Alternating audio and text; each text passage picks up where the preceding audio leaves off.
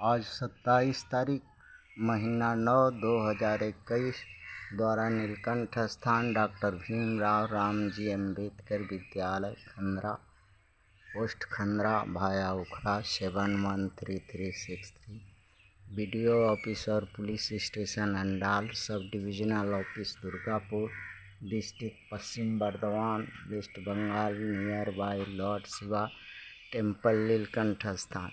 Today educational गुट्टी के तहत आज का सब्जेक्ट है आईएएस मेन का 2020 का क्वेश्चन है जीएस 2 का, जिसमें जीएस 2 पेपर है, गवर्नेंस पर सवाल है। एक क्वेश्चन है there is a need for simplification of procedure for disqualification of person found guilty of corrupt practice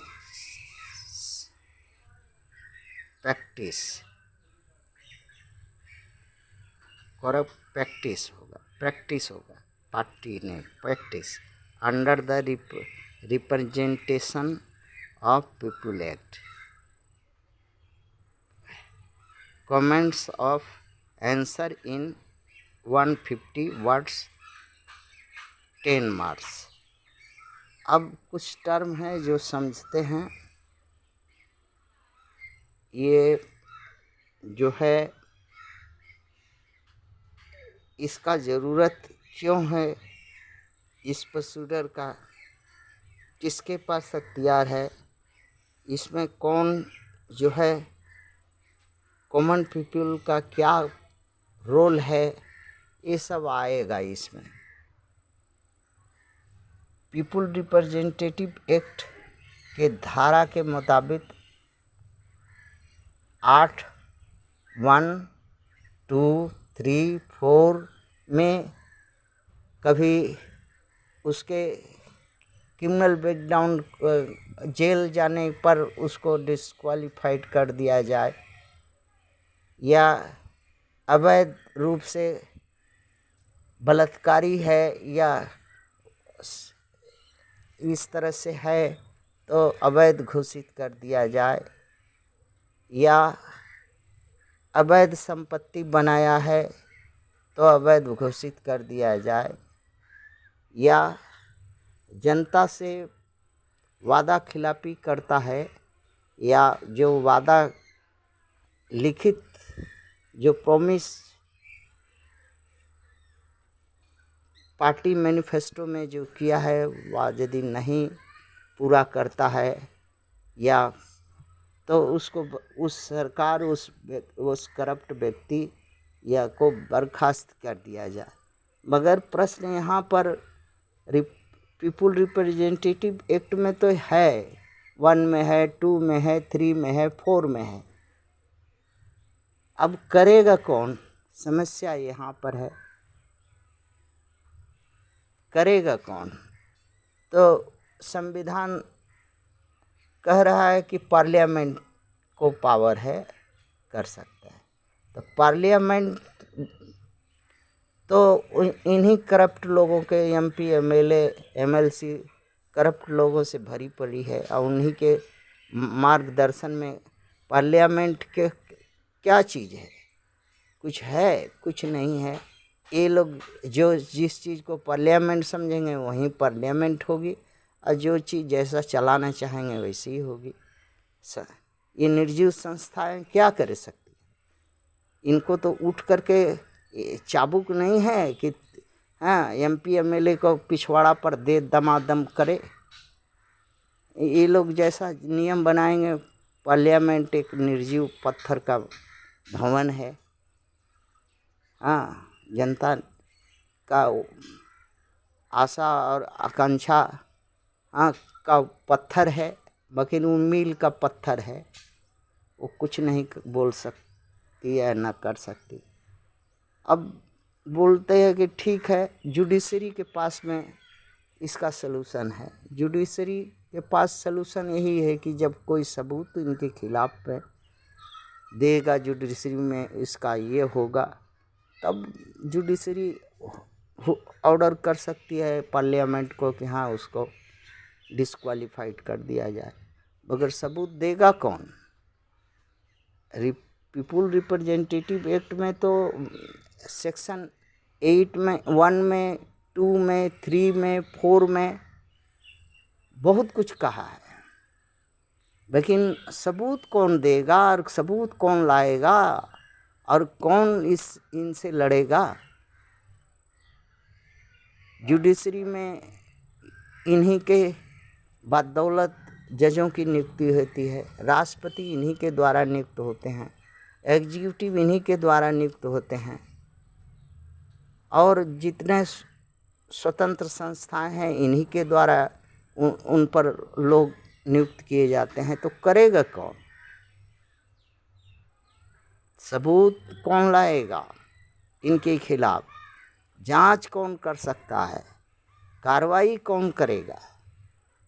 प्रश्न यहाँ पर है, यहीं का वहीं रह जाता।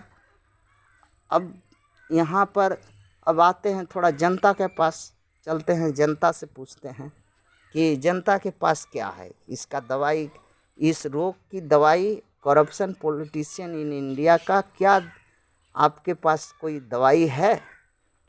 तो जनता कहती है कि हमारे पास इसके कोई दवाई नहीं है, हम वोट कर सकते हैं, हाँ कर दे सकते हैं, एमपी एमएलए और एमएलसी द्वारा बनाए गए कानून को पालन कर सकते हैं, और एमपी एमएलए और एमएलसी द्वारा उनका जूता अपने सर पर खा सकते हैं, हाँ हम खा करके बर्दाश्त कर सकते हैं। इसके सिवा और 5वां काम तो हमको संविधान भी नहीं बताया,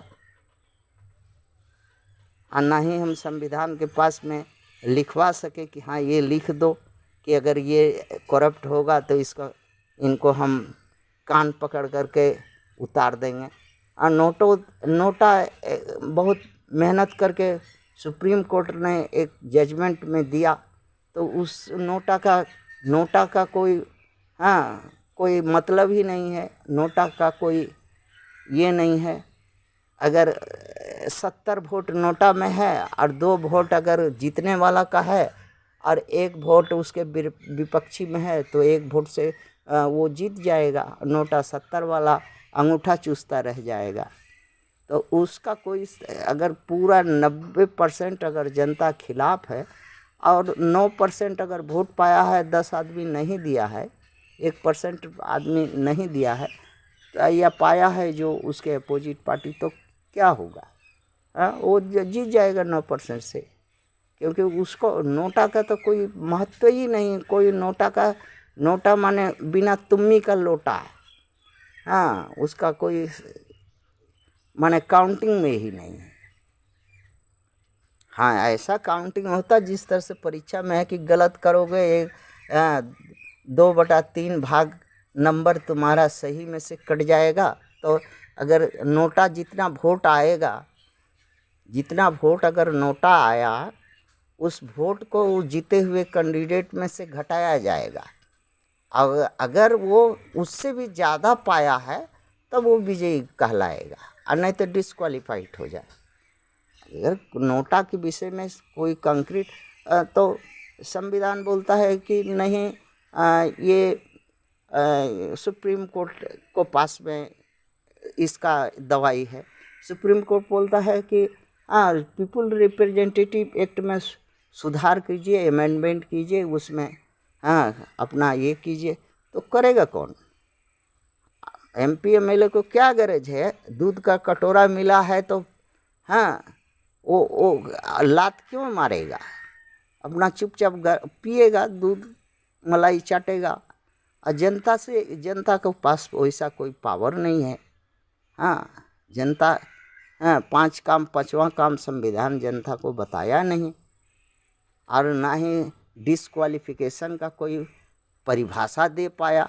एक्ट तो बना, पीपुल रिप्रेजेंटेटिव एक्ट में धारा बहुत कुछ है 20,000 या कॉरपोरेट से चंदा नहीं ले सकते हो, हाँ जेल में हो, अगर सजाए कर दिया है तो चुनाव नहीं लड़ सकते हो, बहुत कुछ कहा।